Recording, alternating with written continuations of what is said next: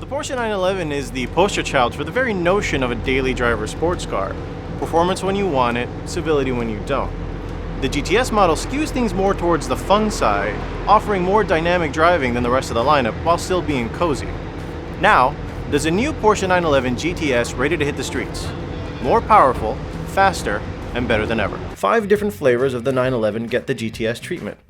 The rear-wheel drive Carrera, the all-wheel drive Carrera 4, the Cabrio versions of both, and the Targa 4.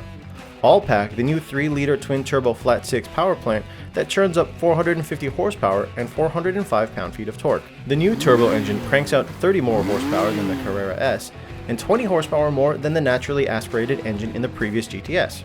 It takes a keen eye to spot the visual tweaks throughout the trademark "if it ain't broke, don't fix it" silhouette of Porsche's famous sports coupe. So, it goes without saying that the upgrades brought to the GTS models are subtle. First off, each GTS sports the Carrera 4 body, which is 44mm wider than the standard 911. A front apron with a black spoiler lip sits beneath larger air intakes, while the front nose in general gets tweaks to improve aerodynamics. The rear spoiler extension pops a bit higher when deployed as a complement to this tweak, reducing lift on both the front and rear axles.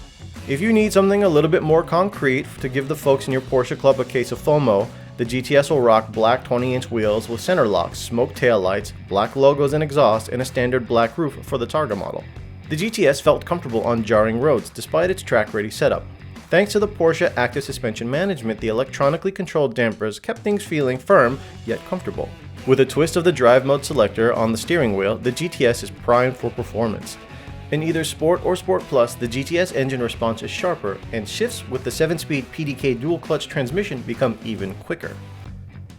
The Porsche isn't shy with the revs, as each flex of the foot sends the nimble 911 rocketing down the road. Like an afterburner, the button commands the engine and transmission to deliver as much power as fast as it can for 20 seconds. With a quick press of this button, the GTS can launch around a convoy of commuters in about half of that. Taking to the track, the Porsche 911 GTS is set to demonstrate some serious capability. A rear-drive 911 GTS recently set a Nürburgring lap time of 7 minutes 26 seconds, which is 4 seconds faster than the lap set by the Carrera S. Under deep braking, I felt the 911 already eager to wag its tail. Porsche's stability management is also overseeing everything while still allowing fun.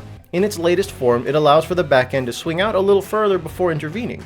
That way, it's not there to keep drivers from having fun, but it's still there to make sure they keep the car righted so they can continue to do so. When pushed, it's apparent that the electronics on board are more like coaches than nannies. They're there to reward good driving, not bail me out completely.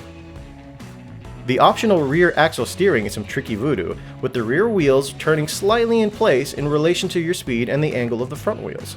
At low speeds, the rear steers to the opposite of the front, virtually shortening the wheelbase and making the turning radius shorter.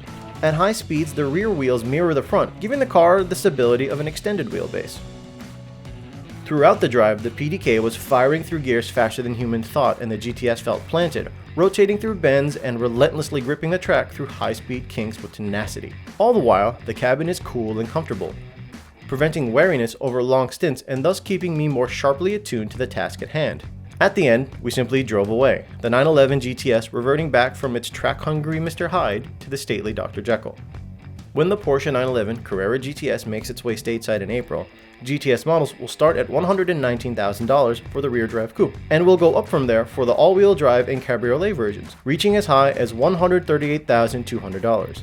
Keep in mind though that true to Porsche fashion, this is all without any options like the Sport Chrono package that provides the various driving modes, rear axle steering, or basically any of the fun bits. If you have the scratch as well as the itch for something to keep you in style and comfort in between track days, the Porsche 911 Carrera GTS is a safe bet.